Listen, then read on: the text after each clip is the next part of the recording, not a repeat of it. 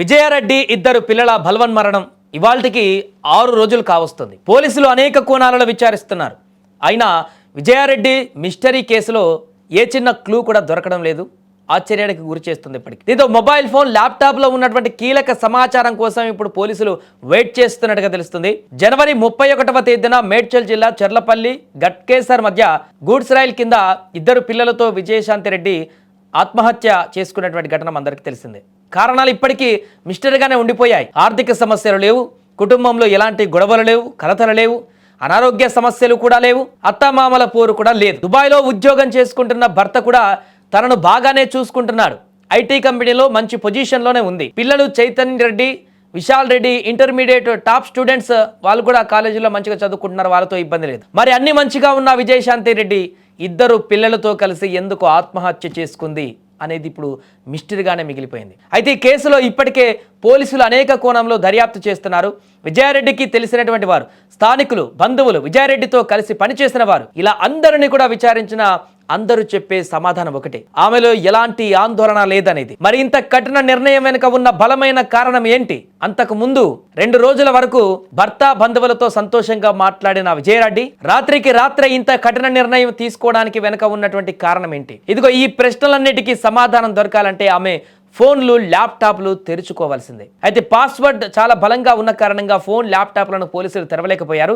ఎంతగా ప్రయత్నించినా ఉపయోగం లేకపోయింది. విజయశాంతి కుటుంబ సభ్యులు, దుబాయ్ నుంచి వచ్చిన భర్త సురేంద్రారెడ్డి కూడా ఫోన్, ల్యాప్టాప్లను తెరిచేందుకు ప్రయత్నాలు చేసి ఫెయిల్ అయ్యారు. అందుకనే ల్యాప్టాప్, మొబైల్ ఫోన్ను క్రైమ్ పోలీసులు ఫోరెన్సిక్ ల్యాబొరేటరీకి పంపారు. ఇక్కడ కనుక మొబైల్, ల్యాప్టాప్ తెరుచుకుంటే ఏమన్నా సమాచారం దొరుకుతుందేమో అని పోలీసులు ఆలోచిస్తున్నారు. ముంబై నుండి మృతురాలని మెసేజ్లు వచ్చేవనేటువంటి ప్రచారం కూడా జరుగుతుంది. విజయారెడ్డికి ముంబై నుంచి కొన్ని మెసేజ్లు వచ్చాయని కూడా ఒక ప్రచారం జరుగుతుంది. ఆ మెసేజ్లు ఏంటి, ఎక్కడి నుండి వస్తున్నాయి అన్నది కీలకమైనటువంటి విషయంగా మారింది. నిజంగానే అలాంటి మెసేజ్లు వచ్చాయా, లేకుంటే ఇది కూడా ఒక పుకారైనా? వీటన్నిటికీ సమాధానం దొరకాలంటే ఆ ల్యాప్టాప్ ఓపెన్ కావాలి, ఆ మొబైల్ ఓపెన్ కావాలి.